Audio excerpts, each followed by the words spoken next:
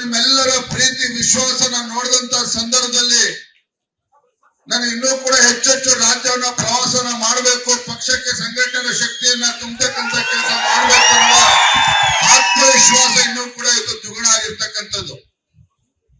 ನಾಲ್ಕು ಮಾತನಾಡುವ ಮುನ್ನ ಈ ವೇದಿಕೆ ಮೇಲೆ ಇವತ್ತು ವೇದಿಕೆ ಮುಖೇನ ತಮ್ಮೆಲ್ಲರಿಗೂ ಕೂಡ ಒಂದು ಮಾತನಾಡೋದಕ್ಕೆ ಇಚ್ಛೆ ಪಡ್ತೇನೆ.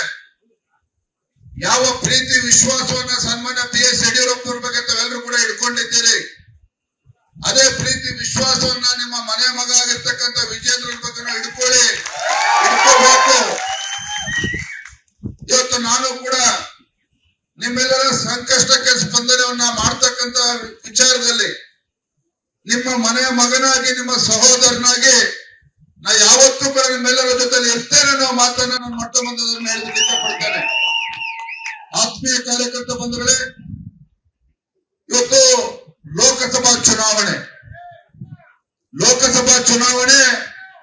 ಎರಡು ಜಾತಿಗಳ ಮಧ್ಯೆ, ಎರಡು ಸಮಾಜಗಳ ಮಧ್ಯೆ ನಡೀತಾ ಇರತಕ್ಕಂಥ ಚುನಾವಣೆ ಅಲ್ಲ.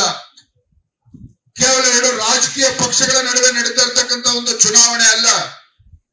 ನಮ್ಮ ಮುಂದೆ ಇರತಕ್ಕಂಥ ಒಂದು ಲೋಕಸಭಾ ಚುನಾವಣೆ ಈ ದೇಶದ ಭವಿಷ್ಯವನ್ನ ರೂಪಿಸ್ತಕ್ಕಂಥ ಚುನಾವಣೆ. ಹಾಗಾಗಿ ಇದನ್ನು ಹೆಚ್ಚು ಗಂಭೀರ ತೆಗೆದುಕೊಳ್ಬೇಕು ಅನ್ನೋ ಮನವಿಯನ್ನು ಮಾಡೋದಕ್ಕೋಸ್ಕರ ನಾನು ಬಂದಿದ್ದೇನೆ. ಒಂದು ಕಡೆ ನರೇಂದ್ರ ಮೋದಿಜಿಯವರು ಈ ದೇಶದ ಪ್ರಧಾನಮಂತ್ರಿಗಳಾಗಿ ಕಳೆದ 10 ವರ್ಷಗಳಿಂದ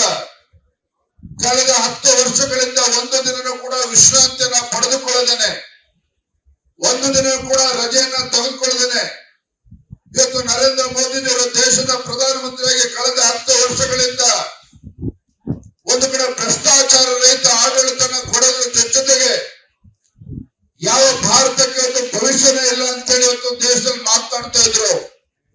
ಇಂಥ ಭಾರತಕ್ಕೆ ಒಂದು ಉಜ್ವಲ ಭವಿಷ್ಯವನ್ನ ರೂಪಿಸ್ತಕ್ಕಂಥ ಕೆಲಸವನ್ನ ಮಾಡೋದ್ರ ಜೊತೆಗೆ ಈ ಭಾರತಕ್ಕೆ ಒಂದು ಸುರಕ್ಷತೆಯನ್ನು ಕೊಡ್ತಕ್ಕಂಥ ಕೆಲಸವನ್ನು ಕೂಡ ಈ ದೇಶದ ಹೆಮ್ಮೆಯ ಪ್ರಧಾನಮಂತ್ರಿ ನರೇಂದ್ರ ಮೋದಿಜಿಯವರು ಮಾಡ್ತಾ ಇರ್ತಕ್ಕಂಥದ್ದು. ಈ ದೇಶದ ಭವಿಷ್ಯನ ರೂಪಿಸ್ತಕ್ಕಂಥ ಕೆಲಸವನ್ನ ಮಾಡ್ತಾ ಇದ್ದಾರೆ. ನರೇಂದ್ರ ಮೋದಿಜಿಯವರು ಕಳೆದ 10 ವರ್ಷದಲ್ಲಿ ಯಾವ ರೀತಿ ಅಭಿವೃದ್ಧಿ ಕೆಲಸ ಕಾರ್ಯಗಳನ್ನ ಮಾಡಿದ್ದಾರೆ ಅಂತಕ್ಕಂಥದ್ದು ನಿಮಗೆಲ್ಲ ಗೊತ್ತಿರ್ತಕ್ಕಂಥ ವಿಚಾರ. ಆದ್ರೆ ಸಂದರ್ಭದಲ್ಲಿ ಒಂದು ಮಾತನಾಡೋದಕ್ಕೆ ಇಚ್ಛೆ ಪಡ್ತೇನೆ. ಇವತ್ತು ಕೋವಿಡ್ ನಂತರದಲ್ಲಿ ದೇಶದಲ್ಲಿರ್ತಕ್ಕಂಥ ಬಡವರು ಯಾರು ಕೂಡ ಹಸುವಿನಿಂದ ಇರಬಾರದು ಅಂತ ಹೇಳಿ ಇವತ್ತು ಕೋವಿಡ್ ಸಂದರ್ಭದಲ್ಲಿ 10 kg ಅಕ್ಕಿಯನ್ನ ಕೊಡ್ತಕ್ಕಂಥ ಕೆಲಸವನ್ನ ಮಾಡಿದ್ದಾರೆ.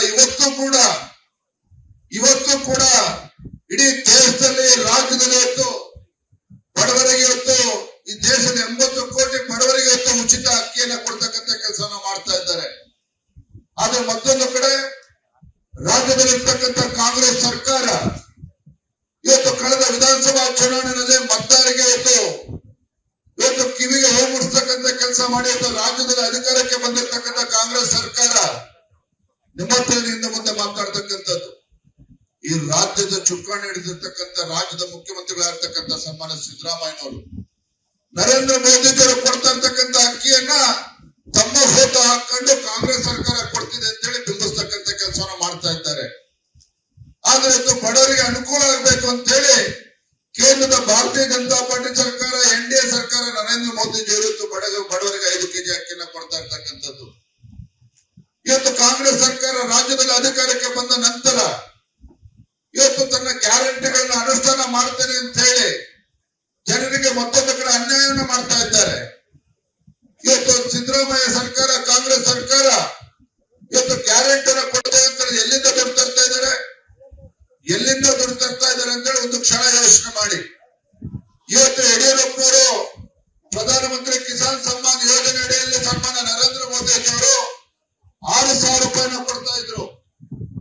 ಯಡಿಯೂರಪ್ಪನವರು ರಾಜ್ಯದ ಮುಖ್ಯಮಂತ್ರಿಗಳಾಗಿ ಕಿಸಾನ್ ಸಮ್ಮಾನ್ ಯೋಜನೆ ಅಡಿಯಲ್ಲಿ 4,000 ರೂಪಾಯಿನ ಕೊಡ್ತಕ್ಕಂಥ ಕೆಲಸವನ್ನ ಮಾಡ್ತಾ ಇದ್ರು. ಕಾಂಗ್ರೆಸ್ ಸರ್ಕಾರ ಬಂದ 48 ಗಂಟೆಗಳಲ್ಲಿ ಯಡಿಯೂರಪ್ಪರು ಕೊಡ್ತಕ್ಕಂಥ ಪ್ರಧಾನಮಂತ್ರಿ ಕಿಸಾನ್ ಸಮ್ಮಾನ್ ಯೋಜನೆ ಅಡಿಯಲ್ಲಿ 4,000 ರೂಪಾಯಿನ ಈ ಸರ್ಕಾರ ಬಂದ್ ಮಾಡಿರ್ತಕ್ಕಂಥದ್ದು. ಸನ್ಮಾನ್ಯ ಬಸವರಾಜ ಬೊಮ್ಮಾಯಿ ರಾಜ್ಯದ ಮುಖ್ಯಮಂತ್ರಿಗಳಾಗಿ ಇವತ್ತು ರೈತರ ಮಕ್ಕಳಿಗೆ ಅನುಕೂಲ ಆಗಬೇಕು ಅಂತ ಹೇಳಿ ರೈತರ ಮಕ್ಕಳು ಕೂಡ ಇವತ್ತು ಉನ್ನತ ಶಿಕ್ಷಣ ಪಡಿಬೇಕು ಅಂತ ಹೇಳಿ ಇವತ್ತು ವಿದ್ಯಾಸಿರಿ ಯೋಜನೆಯನ್ನು ತಂದಿದ್ರು. ಆ ರೈತರ ಮಕ್ಕಳಿಗೆ ಅನುಕೂಲ ಆಗ್ಲಿ ಅಂತೇಳಿ ಆ ಯೋಜನೆಯನ್ನು ಕೂಡ ಈ ಸಿದ್ದರಾಮಯ್ಯ ಸರ್ಕಾರ, ಕಾಂಗ್ರೆಸ್ ಸರ್ಕಾರ ಬಂದ್ ಮಾಡಿರ್ತಕ್ಕಂಥದ್ದು. ಅನುಕ್ಷಣದ ಸುದ್ದಿಗಳಿಗಾಗಿ ವಿಸ್ತಾರ ನ್ಯೂಸ್ ಯೂಟ್ಯೂಬ್ ಚಾನೆಲ್ ಸಬ್ಸ್ಕ್ರೈಬ್ ಮಾಡಿ. ಹೊಸ ಸುದ್ದಿಗಳ ನೋಟಿಫಿಕೇಶನ್ಗಾಗಿ ಬೆಲ್ ಐಕಾನ್ ಕ್ಲಿಕ್ ಮಾಡಿ. ಲೇಟೆಸ್ಟ್ ಅಪ್ಡೇಟ್ಸ್ಗಾಗಿ www.vistaranews.com ವೆಬ್ಸೈಟ್ಗೆ ವಿಸಿಟ್ ಮಾಡಿ. ಅಂಗೈಯಲ್ಲೇ ಜಗತ್ತಿನ ಸುದ್ದಿ ತಿಳಿಯಲು ವಿಸ್ತಾರ ನ್ಯೂಸ್ ಕನ್ನಡ ಆಪ್ ಡೌನ್ಲೋಡ್ ಮಾಡಿ.